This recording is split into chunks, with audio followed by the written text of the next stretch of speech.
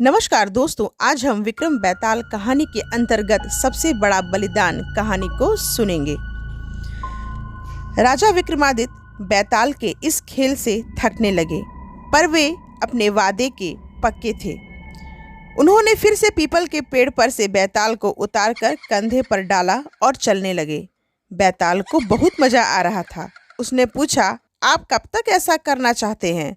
राजा ने कहा, यह तो तुम पर निर्भर है। बेताल ने हंसकर कहा, ठीक है, मैं अपनी कहानी शुरू करता हूँ। बहुत पहले महाबलीपुर नामक शहर में चंद्रपति नामक एक धनी व्यापारी रहता था। उसकी मधुमाला नाम की एक सुंदर कन्या थी। एक बार किसी सामाजिक कार्यक्रम में मधुमाला की मुलाकात आदित्य नामक एक खूबसूरत जवान युवक से हो गई। दोनों एक दूसरे से बहुत अधिक प्रभावित हुए और परस्पर प्रेम करने लगे। उनका प्रेम बढ़ते बढ़ते इतना बढ़ गया कि आदित्य ने मधुमाला से विवाह करने का निश्चय किया।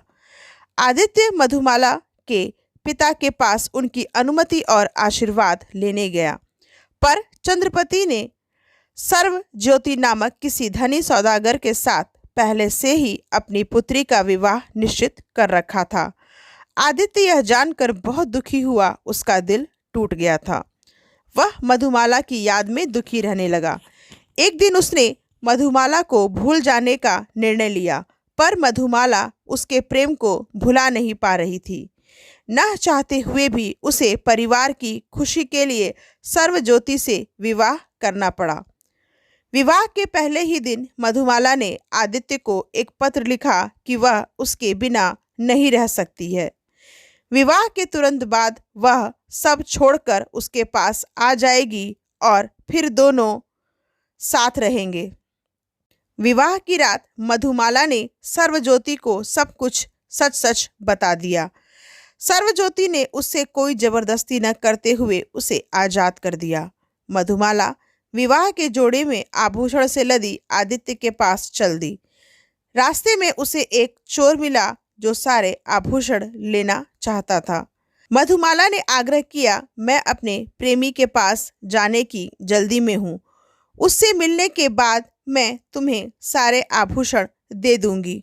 चोर को विश्वास तो नहीं हुआ, फिर भी उसने मधुमाला को जाने दिया।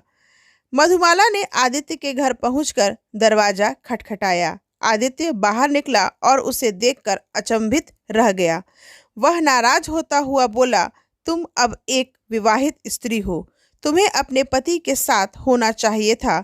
मैं किसी दूसरे की पत्नी के साथ नहीं रह सकता हूँ। तुम वापस जाओ, यहाँ तुम्हारी कोई जगह नहीं है। यह कहकर उसने दरवाजा बंद कर लिया। मधुमाला बहुत रोई, पर भारी मन से उसे वापस लौटना पड़ा। रास्ते में फिर उसे चोर मिला। उसे देखते ही मधुमाला ने रोते रोते अपने आभूषण उतारने शुरू कर दिए। चोर ने उसे रोता हुआ देख पूछा, तुम रो रही हो? मधुमाला ने उसे अपनी कहानी सुना दी। चोर बहुत दुखी हुआ और उसे सुरक्षित उसके घर पहुंचा दिया। सर्वज्योति उसे वापस आया देख नाराज होता हुआ बोला, तुम पराये आदमी के लिए घर छोड़कर चली गई थी। अब मैं तुम पर विश्वास नहीं कर सकता। मुझे क्षमा करो, अब मैं तुम्हें पत्नी के रूप में स्वीकार नहीं कर सकता। तुम जा सकती हो। मधुमाला पर तो मानो दुखों का पहाड़ टूट गया। अब वह कहाँ जाती? शर्मिंदगी के कारण मधुमाला ने नदी में डूबकर अपनी जान दे दी।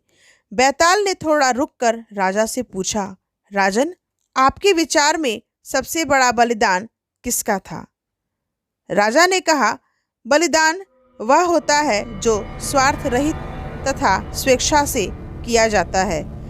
आदित्य ने मधुमाला का प्रेम ठुकराया, पर किसी कारण से।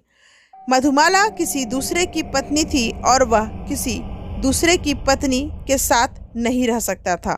सर्वज्योति ने मधुमाला को जाने तो दिया, पर वापस नहीं ले सकता था, क्योंकि उसे उस पर विश्वास नहीं था। मधुमाला ने शर्मिंदगी के कारण अपनी जान दी। इन सभी को बलिदान नहीं कहा जा सकता। बलिदान तो चोर ने दिया।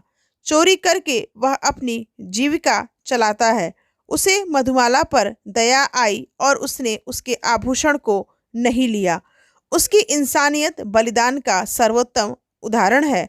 मुझे पता था कि तुम सही उत्तर दोगे, बैताल ने कहा और उड़कर वापस पेड़ पर चला गया। विक्रमादित्य मुड़े और फिर पेड़ की ओर चल दिए। तो दोस्तों, यह कहानी आपको कैसी लगी कमेंट करके ज़रूर बताएं, और अगर आप मेरे चैनल पर नए हैं तो चैनल को सब्सक्राइब करें और वीडियो को लाइक करें। जल्द मिलते हैं विक्रम बैताल कहानी के अगले पार्ट में। तब तक के लिए धन्यवाद। जय हिंद, जय भारत।